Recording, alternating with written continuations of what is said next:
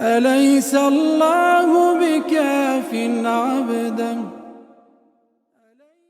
Bismillah, elhamdülillah, və salatu və selamu alə Rasulillah, əmmə bə'd.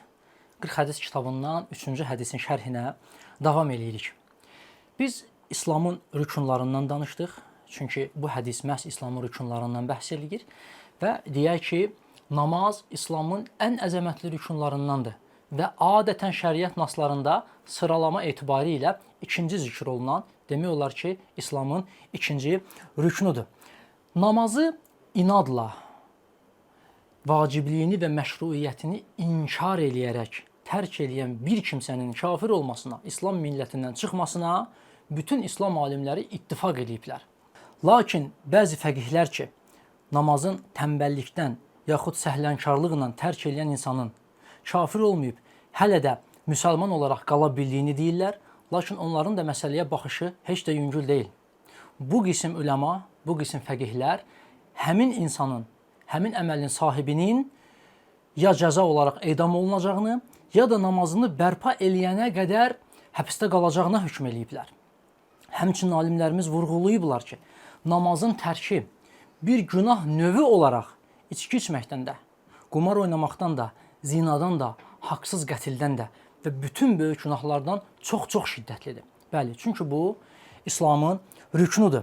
Baxın, Muaz radiyallahu anhunun rəvayət elədiyi hədisdə Peyğəmbərimiz sallallahu aleyhi və səlləm buyurur ki, işin başı İslamdır, onun dirəyi isə namazdır.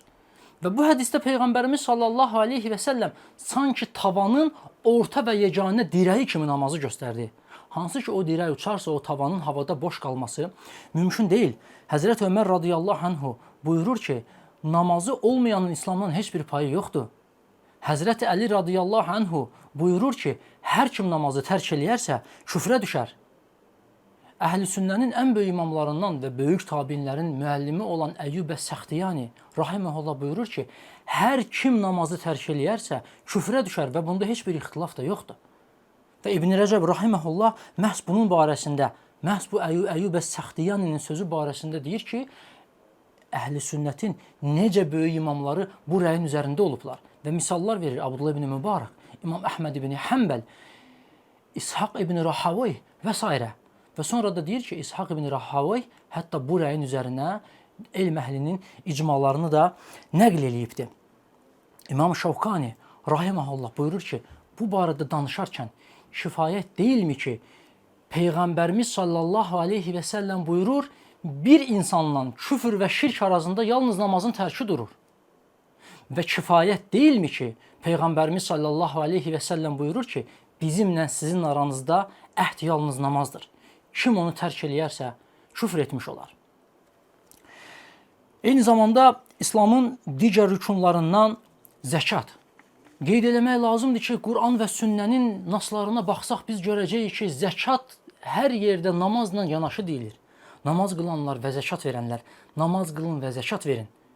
Və diqqət eləyək, Peyğəmbərimiz sallallahu aleyhi və səlləm hədisdə buyurur, qızıl və gümüş sahibləri, yəni zəkat əhli.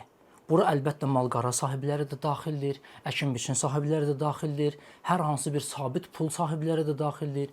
Hədisə qayıdıram. Buyurur ki, Rasulullah sallallahu aleyhi və səlləm, qızıl və gümüş sahibləri əgər onun haqqını ödəməzlərsə, yəni zəkatını ödəməzlərsə, qiyamət günü onlar üçün oddan lövhələr hazırlanacaq və miqdarı 50.000 ilə bərabər olan Allah-u Teala'nın insanlara hökm edəcəyi o məhşər günündə həmin insanın özünün cənnətə və yaxud cəhənnəmə yolu göstərilənə qədər, yəni bəlli olana qədər odda qızdırılmış lövhələrlə o insanın alnına, böyrünə və kürəyinə dağ basılacaq. Və ta ki məhşər meydanı bitənə qədər, bir daha vurğulayıram, bu hədisdə də və digər hədislərdə də qeyd olunub, bunun müddəti bizim bu dünyanın 50.000 ilinə bərabər olan bir gündür ki, o lövhələr soyuduqca hər dəfə qızdırılaraq məhşər meydanında o insana bu şeylə yenidən əzab veriləcək. Bu cür müsibətlərdən Allaha sığınırıq. Həmçinin qeyd etmək lazımdır. Əhl-i sünnə zəkatı verməkdən imtina edən kimsələrlə vuruşulacağına dair ittifaq edib. Onların müsəlman yaxud kafir olmaqları əhl-i sünnətdə ixtilaf olubdur.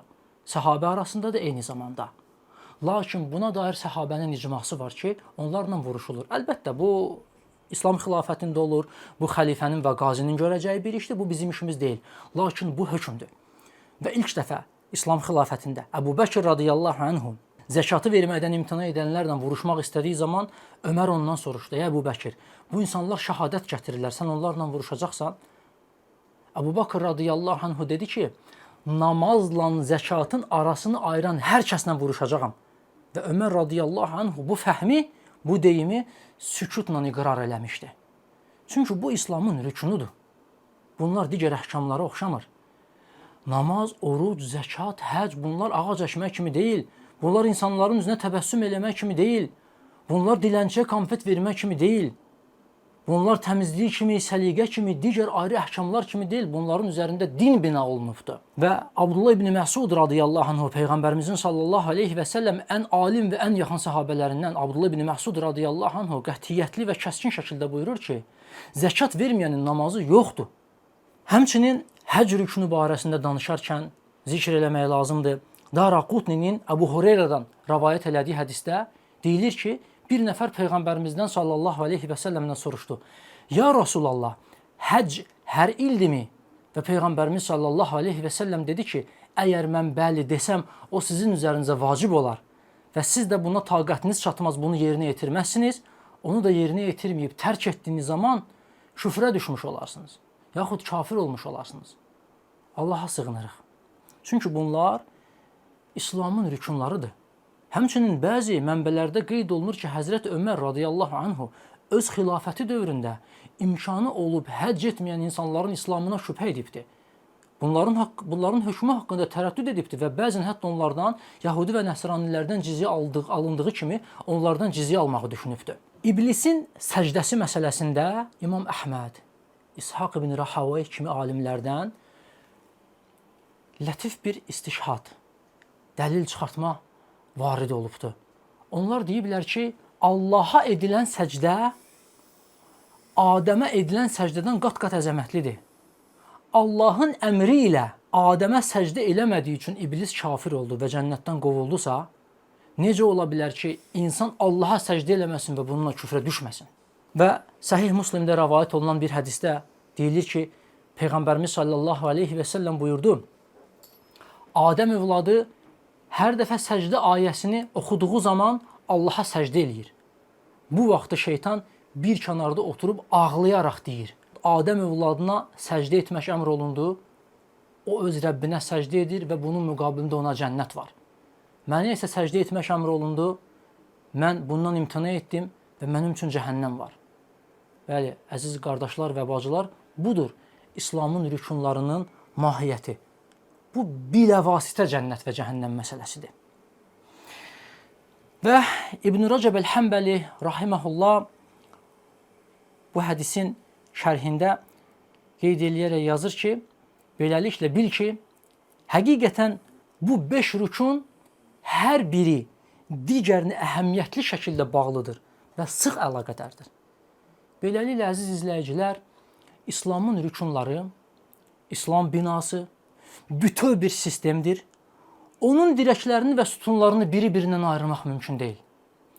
Və üstəlik qeyd eləyək ki, bu İslamın rükunlarının ibadətin hər 3 məhəllində, həm qəlbdə, həm dildə, həm də əzalarda özünü biruzə verməsi çox gözəl, incə bir iman həqiqətini ortaya qoyur. Kəlime-i şəhadət həm qəlbin, həm də dilin əməlidir.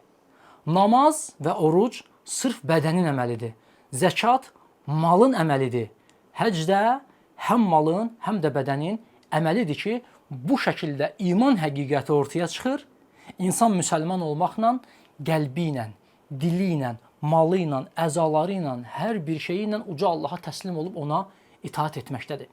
Uca Allah hamımızı eşidib faydalananlarından etsin. Və sallallahu və səlləmə alə nəbiyyə Muhammed. Allahümmə cəddidil imanə fi qulubina. Allahümmə həbbib ileynəl iman və zeyyinhu fi qulubina və kərrih ileynəl kufra vəl fusuqa vəl isyan və cəalna minər raşidin.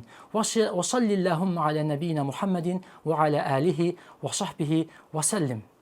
أليس الله بكاف عبدا